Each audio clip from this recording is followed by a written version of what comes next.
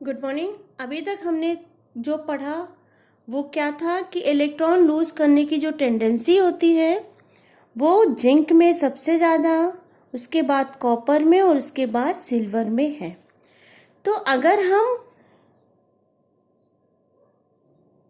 इस प्रोसेस की बात करें जिसमें हमने कॉपर सल्फेट का सॉल्यूशन लिया था और इसमें जिंक की रॉड डाली थी, जिंक मेटल की हमने क्या डाली थी, रॉड।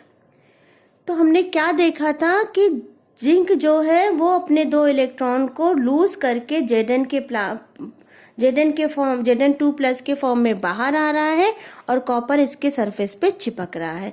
धीरे धीरे ये रिएक्शन कंटिन्यू अपने आप हो रही है।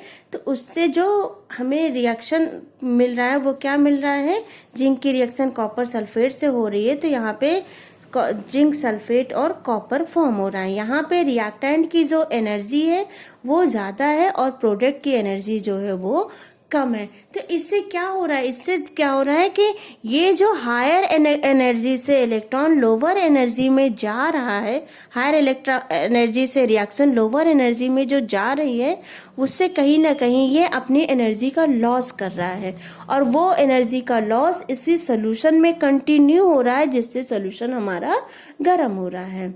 ठीक है, तो हमारा सॉल्यूशन भी ना गर्म हो और जो एनर्जी लूज हो रही है उसको हम कहीं ना कहीं अच्छी जगह पे हीट या लाइट के फॉर्म में यूटिलाइज कर ले। उसके लिए दो साइंटिस्ट ने एक आइडिया दिया। उन्होंने कहा कि अगर हम जिंक सल्फेट का सॉल्यूशन लें और उसमें जिंक की ही रॉड को डिप करें, ठीक है, और दूसरे कंटेनर में अगर हम कॉपर सल्फेट का सॉल्यूशन लें और उसमें कॉपर की ही रॉड को ऐड करें, ठीक है, तो इस जिंक सल्फेट का अपना कोई कंसंट्रेशन होगा। ये जो जिंक सल्फेट है इसका अपना कोई कंसंट्रेशन होगा। इस कंसंट्रेशन को हम C1 से बोल दे रहे हैं और इस कॉपर सल्फेट का भी अपना कोई कंसंट्रेशन होगा, उसको हम C2 से डिनोट कर दे रहे हैं। उन्होंने अलग अलग कंटेनर में लिया, ठीक है, और यहाँ पे उन्होंने एक बटन लगाया और उस बटन से यहाँ पे एक बल्ब लगा दिया और उसको कनेक्ट कर दिया दोनों इलेक्ट्रोड से। ठीक है, अब जैसे ही बटन को हम यहाँ पे ऑन करेंगे, मतलब इसको यहाँ पे दबाएंगे, स्पॉन्टेनियस प्रोसेस यहाँ पे अपने आप शुरू हो जाएगा और जिंक दो इलेक्ट्रॉन लूज करके बाहर आएगा और इलेक्ट्रॉन रॉड के थ्रू, जैसे ही जिंक दो इलेक्ट्रॉन अपना लूज करके जिंक Zn+ के फॉर्म में बाहर आएगा, तो यहाँ पे क्या हो जाएगा, यहाँ पे माइनस मतलब यहाँ पे इलेक्ट्रॉन इकट्ठा होते जाएंगे। अब ये जैसे ही हमने बटन को ऑन किया ये इलेक्ट्रॉन मूव करना शुरू करेंगे। ठीक है, जैसे ही इलेक्ट्रॉन यहाँ से मूव करना शुरू करेंगे रॉड के थ्रू, ओके, तो कॉपर का जो ये रॉड है वो उसको क्या करेगा, गेन करना शुरू कर देगा। जब इसका मतलब जिंक का क्या हो रहा है यहाँ पे, ऑक्सीडेशन, और इसका क्या हो रहा है यहाँ पे, रिडक्शन। जैसे ही दो इलेक्ट्रॉन ट्रांसफर होता जाएगा, मतलब इसको कंटेनर A मान लो और इसको कंटेनर B मान लो, जैसे ही दो इलेक्ट्रॉन कंटेनर A से जैसे ही कंटेनर A से दो इलेक्ट्रॉन ट्रांसफर होता जाएगा, इस सोल्यूशन में Zn की क्वांटिटी क्या हो जाएगी, ज़्यादा हो जाएगी। ठीक है, और इसमें किसकी क्वांटिटी, और जैसे ही ये जो कॉपर है ये इसके माइनस को क्या करेगा, इसके इलेक्ट्रॉनों को जैसे ही वो लेना शुरू करेगा, गेन करना शुरू करेगा, फिर ये जो सल्फेट है ये 2- ये क्या करेगा, ये इसके सरफेस से चिपकता चला जाएगा। बात समझ में आ रही है? यहाँ पे Zn बाहर निकलता जाएगा और सॉल्यूशन में Zn ज़्यादा हो जाएगा और इलेक्ट्रॉन फ्लो करना शुरू हो जाएंगे और इस इलेक्ट्रॉन को कॉपर का ये जो रॉड है वो इसको गेन करना शुरू कर देगा। जब ये इसको गेन करना शुरू कर देगा तो सल्फेट जो है इसकी सरफेस पे आके चिपक जाएंगे। ठीक है, तो अब हम क्या देख रहे हैं, इस सोल्यूशन में Zn ज़्यादा हो जा रहा है क्योंकि यहाँ पे ऑलरेडी ZnSO4 है, और इस सोल्यूशन में कॉपर सॉरी कॉपर सल्फेट नहीं, इस सोल्यूशन जैसे ही इलेक्ट्रॉन यहाँ से मूव करना शुरू होते हैं, ये कॉपर इसके सरफेस से क्या करता है, चिपकना शुरू कर देता है। तो हम ओवरऑल क्या देख रहे हैं कि यहाँ पे Zn ज़्यादा हो रहा है और यहाँ के जो सारे कॉपर हैं वो इस सरफेस पे चिपकना शुरू हो जा रहे हैं।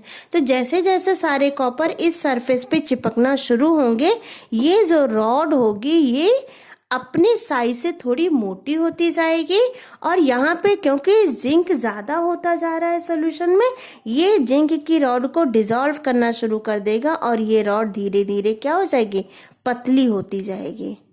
ठीक है, यहाँ से ये रॉड जो है ये धीरे धीरे डिसॉल्व होना शुरू हो जाएगा।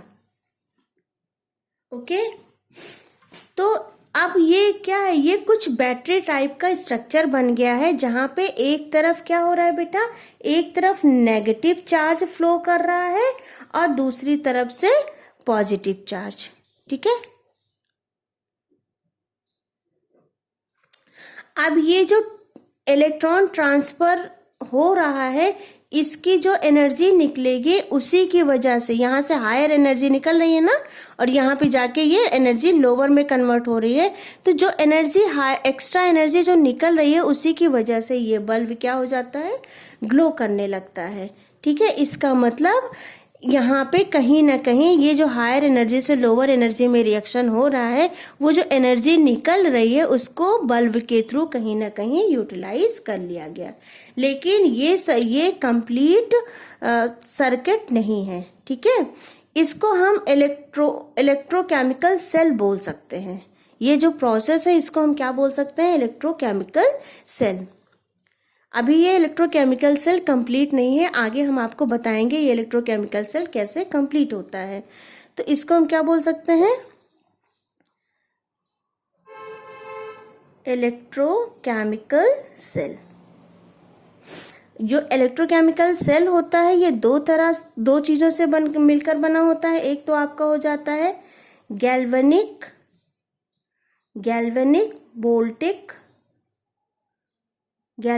वोल्टिक, और दूसरा क्या हो जाएगा आपका, इलेक्ट्रोलिटिक सेल। ओके, इसमें क्या होता है बेटा, केमिकल, गैल्वेनिक वोल्टिक सेल में क्या हो रहा है, केमिकल जो होता है, केमिकल्स, ये देखो यहाँ पे ये केमिकल है, इसने क्या प्रोवाइड की, क्या प्रोड्यूस किया, लाइट, इलेक्ट्रिसिटी प्रोड्यूस किया। तो यहाँ केमिकल्स के थ्रू इलेक्ट्रिसिटी प्रोड्यूस हो रही है, इलेक्ट्रिसिटी क्या हो रही है, प्रोड्यूस हो रही है। यहाँ पे देखो ये जिंक सल्फेट एक केमिकल था, इसने अपनी एनर्जी के थ्रू क्या प्रोड्यूस कर दिया, एक इलेक्ट्रिसिटी प्रोड्यूस कर दिया। ओके, तो ये जो केमिकल एनर्जी है वो केमिकल एनर्जी किस में कन्वर्ट हो रही है, यहाँ पे इलेक्ट्रिकल एनर्जी में। आइए और अच्छे से इस चीज को समझते हैं।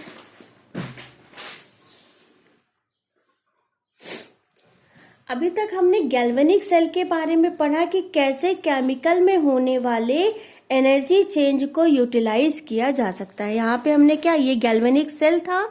ठीक है, ये क्या था आपका, गैल्वेनिक वोल्टेज सेल था।